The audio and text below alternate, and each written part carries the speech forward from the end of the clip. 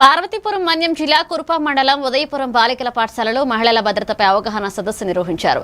Palakonda DSP ఆధ్వర్యంలో జరిగిన ఈ కార్యక్రమంలో ఫోక్సో చట్టం, బాల్య వివాహ నిషేధం, గృహహింస నిరోధక చట్టం, సైబర్ క్రైమ్ వంటి అంశాలపై విద్యార్థులకు వివరించారు.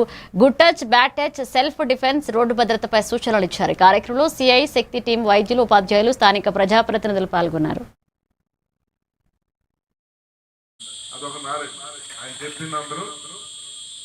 అంటే నాలెడ్జే పవర్ మనిషికి.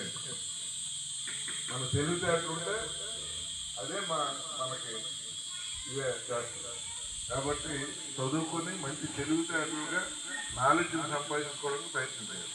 దాన్ని చేయాలంటే మనం ఇష్టపడి చదవాలి.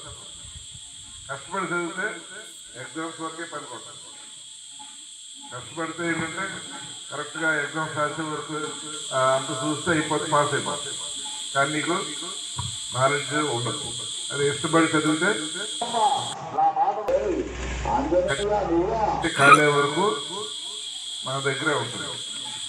మనం ఎవరు దొంగలించలేదు. విజ్ఞానాన్ని ఎవరైనా పట్టుకెళ్ళగలరా? ఇప్పుడు మన దగ్గర ఉన్న వస్తువులు ఏమన్నా ఎవరైనా దొంగతనం చేయగలరు. కానీ మనం మొబైల్ ఫోన్లు